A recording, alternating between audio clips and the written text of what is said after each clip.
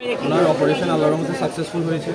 উনি বুলেট যেটা খেয়েছিল ওটা সাকসেসফুলি ডক্টররা বের করে ওনাকে আইসিইউতে বের করে অপারেশন ওনাকে আইসিইউতে রাখা হয়েছে। অবজারভেশনের টাইম টু টাইম ডক্টররা ওনাকে চেক করতেছে। আল্লাহর রহমতে সবার দোয়ায় উনি সুস্থ আছে। এটা হচ্ছে ওনার লেটেস্ট আপডেট, এটা আপনাদেরকে জানাচ্ছি। আর উনি পুরো সকল দলীয় যারা আছে, পুরো যারা শুভাকাঙ্ক্ষী আছে সবার থেকে দোয়া চাচ্ছে। খাস দিলে সবাই দোয়া করবেন উনি যেমন শক্তিশালী হয়ে আরো ফিরতে পারে। একজন কি মারা গেছেন একজন না? এটা আমি কিছু বলতে পারবো না। আমি আমার খবরটা রাখছি।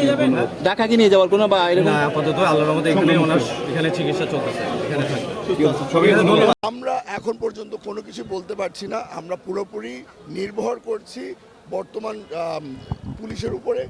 ওনার প্রশাসন তদন্ত করে আমাদেরকে যখন ইনফর্ম করবে আমরা আপনাদেরকে ইনফর্ম করে দেব। আমরা কোনো ধরনের স্পেকুলেশন করতে চাচ্ছি না। সত্যি করে বলতে এই ধরনের ঘটনা যে ঘটবে এটা আমরা কোনো সময় আশা করিনি। আমরা আপনারা দেখেছেন নির্বাচনমুখী হওয়ার পর থেকে বেশ শান্তিপূর্ণভাবেই কিন্তু ক্যাম্পেইন করা হচ্ছিল। এই ঘটনাটা ঘটেছে এটা খুবই আনফর্চুনেট। আশা করছি যে এইরকম ঘটনা আর ঘটবে না। এটা একটা কমপ্লিট ফ্রিক অ্যাক্সিডেন্ট হয়েছে, আর এই জিনিসটা আশা করি আর হবে না। আমরা এখন এই ধরনের মানুষদেরকে বিভ্রান্তিতে আমরা ফেলতে চাই না। কোনো ধরনের সন্দেহ আমরা কিছুই করছি না। আমরা তদন্ত রিপোর্টের জন্য অপেক্ষা করছি। পুলিশ যখন আমাদেরকে কোনোভাবে ইনফর্ম করবে আমরা আপনাদেরকে জানিয়ে দেব। আলহামদুলিল্লাহ উনি ভালো আছেন, উনি সেন্সে আছেন। আমাদেরকে দেখে অনেক খুশি হয়েছেন যে আমরা সকলে ওনার পাশে আছি। একজন সাহসী ব্যক্তি, ইনশাল্লাহ কিচ্ছু হবে না। ধন্যবাদ আপনাকে। আজকে চট্টগ্রাম মহানগর বিএনপির সম্মানিত আহ্বায়ক ৮ আসন থেকে যিনি দানের শেষ প্রতীকে আগামী ফেব্রুয়ারিতে ২৬শে ফেব্রুয়ারি নির্বাচন করবেন, উনি যখন ৩ নম্বর ওয়ার্ড ৩ নম্বর ফাস্টেস ওয়ার্ডের সেলতাদুল এলাকায় যখন মিছিল করছেন, গণসংযোগ করছেন, তখনই একটি উগ্র মৌলবাদী ধর্মান্ধ গোষ্ঠীর ছত্রছায়ায় দীর্ঘদিন যারা সশস্ত্র অবস্থা থেকে চাঁদাবাজি মাস্তানি করছে, সেই গোষ্ঠীটি সশস্ত্র অবস্থায় হামলা করে এরশাদুল্লাহ ভাই সেখানে গুলিবিদ্ধ হয়। তিনি বর্তমানে এবারকেয়ার হসপিটালে চিকিৎসাধীন আছেন এবং ওখানে একজন সরোয়ার বাবুল নামে একজন ঘটনাস্থলে গুলিবিদ্ধ হয়ে মারা যান। যারা বিভিন্ন অজুহাত তৈরি করে নির্বাচনকে বিলম্বিত করতে চায়, যারা নির্বাচনকে প্রশ্নবিদ্ধ করতে চায়, যারা নির্বাচনকে বানচাল করে একটি অনির্বাচিত অনৈতিক সরকারকে ক্ষমতায় রাখতে চায়, তারা এই ঘটনার সাথে যুক্ত বলে আমরা মনে করি। কেউ কেউ বলছেন যে জামাত শিবিরের লোকজন, আপনি মিছিলে অনেক হলে সেই ধরনের বক্তব্য আসছে, আপনি কি সুনির্দিষ্টভাবে বলবেন যে ঘটনার সাথে? আমি যেহেতু ওখানে ছিলাম না, তবে আমাদের কাছে এই ধরনের কথা আসছে যে তাদের সাথে সংশ্লিষ্ট সশস্ত্র অস্ত্রধারীরা এই ঘটনা ঘটিয়েছেন। এক্ষেত্রে বিএনপির কোনো কর্মসূচি আছে? চট্টগ্রাম মহানগর বিএনপির আহ্বায়ক নিজেই যেখানে গুলিবিদ্ধ, সদস্য সচিব সবাই আমাদের নেতারা সবাই এবারকেয়ার হাসপাতালে আছেন। এরশাদ ভাই নিজেও গুরুতর আহত। সুতরাং আমরা এই মুহূর্তে কর্মসূচি ঘোষণা করতে পারছি না।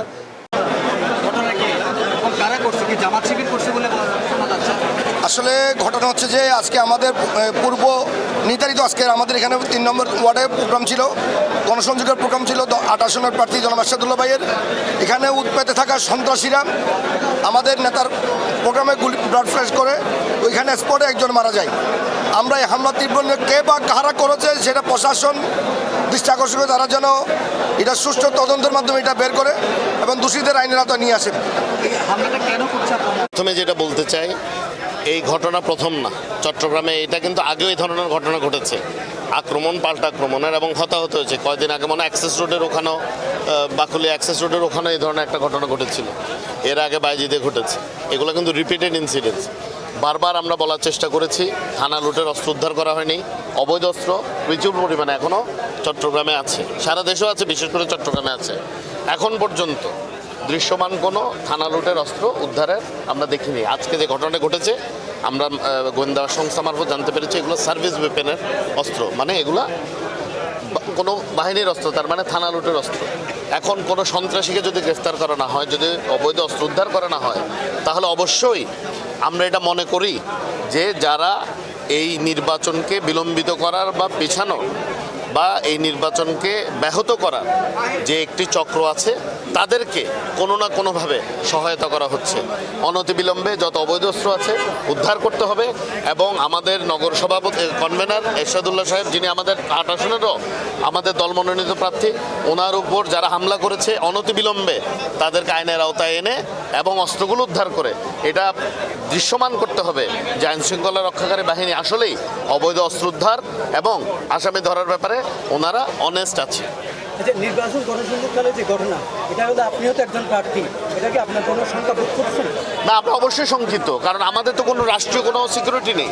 আমরা তো এই ধরনের কোনো কিছুর সাথে অভ্যস্ত না। আমরা আজকে সারাদিন আমি হাটাজার থেকে এখানে এসেছি, তো আমরা সারাক্ষণ গণমানুষের মধ্যে এখন আমরা এখানে দাঁড়িয়ে আছি।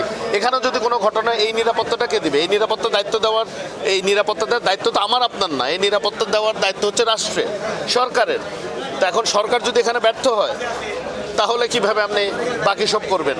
এখন তো মনে হচ্ছে যে গোষ্ঠীটা বলছে নির্বাচন পিছাতে হবে, করতে দিবে না, এটা তাদেরকে সহায়তা করার মতো। বিএনপির মতো একটি রাজনৈতিক দলের একটি আসনের মনোনীত প্রার্থী, মহানগর বিএনপির আহ্বায়ক, উনি প্রকাশ্য দিবালোকে একটি গণসংযোগ কর্মসূচিতে সন্ত্রাসীদের এই ধরনের আস্ফালন এবং বৃষ্টির মতো গুলিবর্ষণ করে ওনাকে হত্যার চেষ্টা, এটা বাংলাদেশের নির্বাচনকে প্রলম্বিত করার একটা সুগভীর চক্রান্তের অংশ।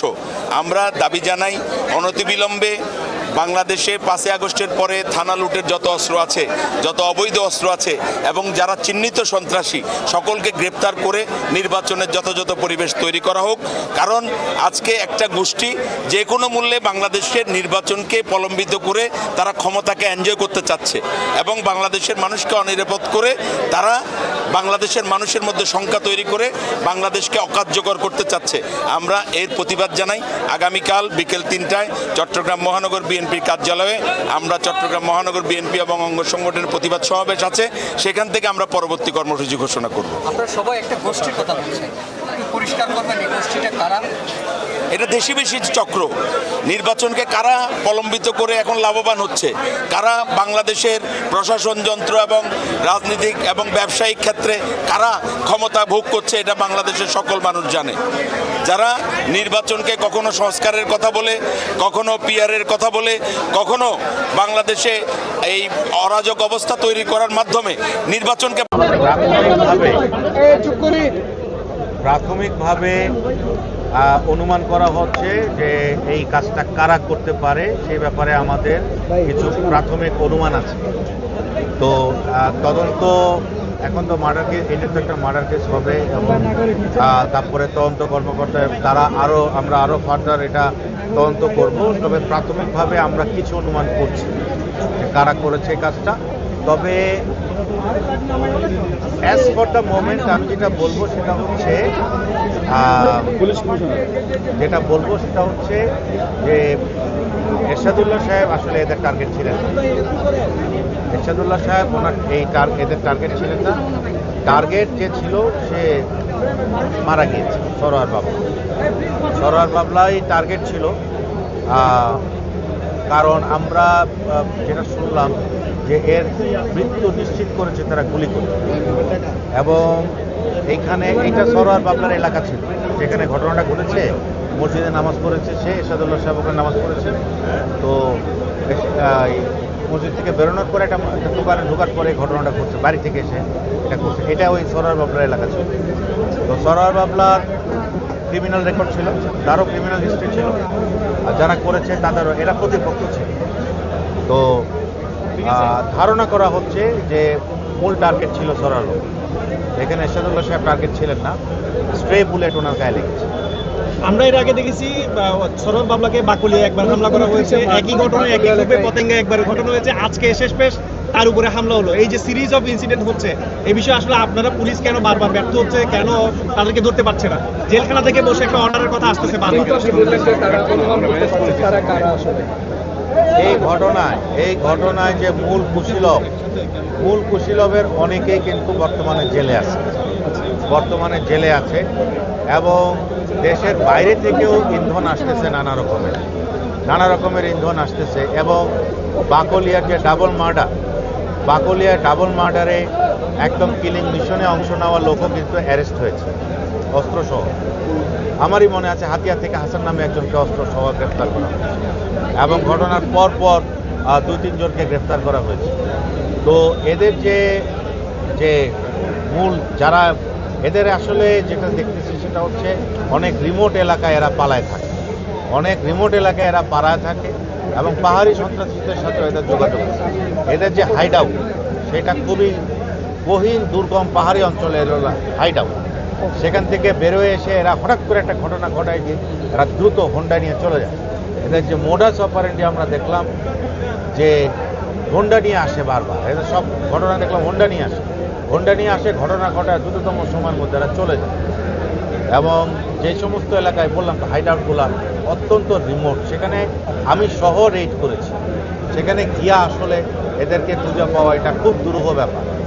তো এদের বাহিনীর অনেক লোক ইতিমধ্যে গ্রেপ্তার হয়েছে, তার মধ্যে একজন তো সস্ত্রীক গ্রেপ্তার আছে, বর্তমানে সে জেলে আছে।